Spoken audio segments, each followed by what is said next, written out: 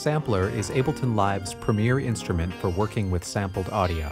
It combines flexible multi-sampling with a rich set of internal sound shaping possibilities and an extensive modulation system. Because Sampler is integrated into Live itself, it can work with massive sample collections while using a minimum amount of computer resources.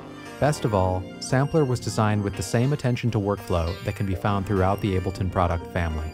This means the Sampler is both powerful and easy to use. In this movie, you'll take a tour of some of Sampler's inspiring presets, get a basic overview of its interface, and get an introduction to using Sampler for sound design. First, let's listen to some sounds from Sampler.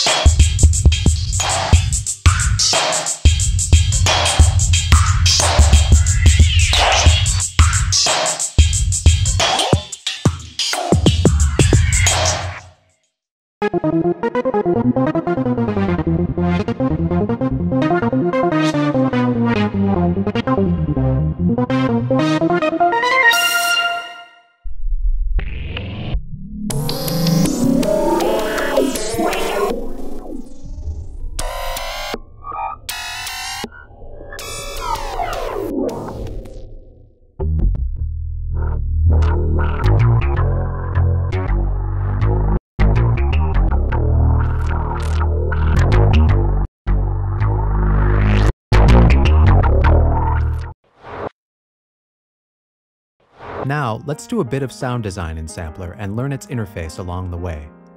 Sampler's interface is navigated via a series of tabs that is always visible in the title bar. We have a basic preset here that contains a single piano sample. We're going to turn this piano sample into a synth bass sound. The sample's waveform is visible in the Sample tab, while the Zone tab toggles the display of Sampler's zone editor, which appears in its own dedicated view directly above the track view. The Zone editor shows all of the samples that are in the current Sampler preset. The Sample tab also shows the playback parameters for the currently selected sample. These controls adjust the basic tuning, volume, and pan of the sample, as well as start and loop markers. To start, I'll enable looping and create a short loop.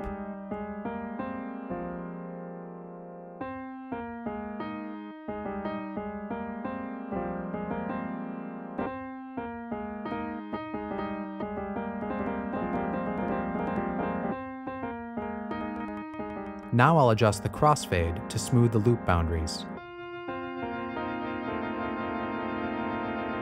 For this sound, it's okay if we can still hear a bit of roughness.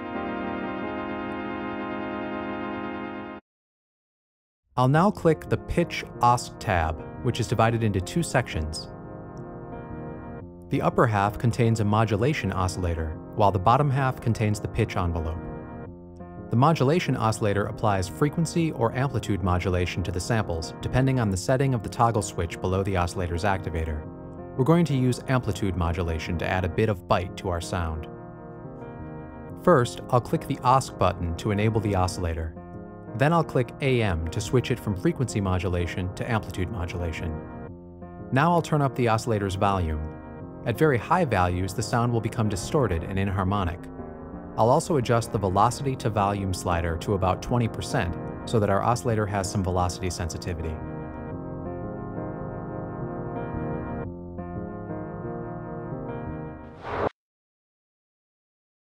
We're now going to use the pitch envelope to create a fast pitch drop when the sample is triggered. This will create a punchy attack. First, I'll enable the pitch envelope and set the amount to +12 steps. We now have a pitch drop when we press a key, but the envelope settings aren't quite right for our purposes. We want something faster and more dramatic. For this, I'll adjust the envelope settings.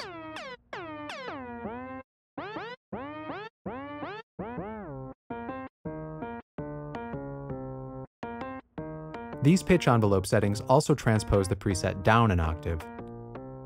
Let's transpose down one more octave.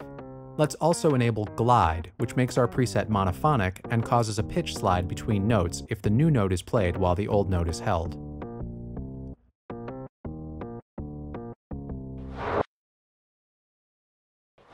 A good synth bass needs a good low-pass filter.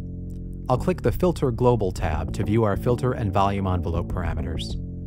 I'll now turn the filter on and change the type to LP24, low pass, 24 dB per octave. I'll now make the filter's effect more prominent by setting the filter's frequency to about 185 Hz and the resonance to about 6. So far, the filter has mostly just made the sound quieter. To get a more dramatic effect, I'll enable the filter envelope and turn the amount all the way up to 72. I'll tweak the decay and sustain values to find a sound I like. This is much closer to the sound we're looking for, but it's still too quiet. Let's adjust the volume envelope's velocity to volume slider to add a bit of velocity control over volume. I'll set this to 70%.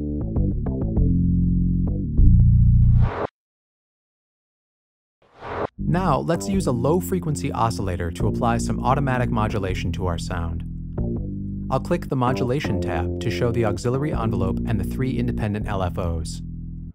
LFO 2 and 3 allow routings to many of sampler's parameters. I'll enable LFO 2 now. In order to hear the modulation, I need to choose a destination for the LFO. In the A chooser, I'm selecting Filter Envelope Amount and setting the corresponding amount slider to 100. When I hold a key, we now hear a pulse at the frequency of the LFO, 1 Hz. Let's change the frequency so that it's tempo synced by clicking the note switch in the rate section. Now I'll adjust the speed to a nice syncopated 3/16 notes.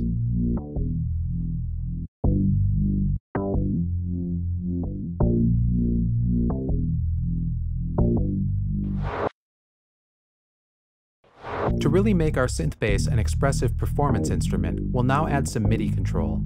I'll click the MIDI tab to show the modulation matrix. Any of these MIDI controllers can be assigned to 2 independent destinations. Let's use our modulation wheel to control filter parameters. First, I'll choose Filter Frequency in the Destination A chooser for the mod wheel and set its amount to about 20. Now I'll select Filter Q, Resonance, in the mod wheel's Destination B chooser and set amount B to 100. You'll now hear a more pronounced filter effect as I turn up the modulation wheel while holding notes.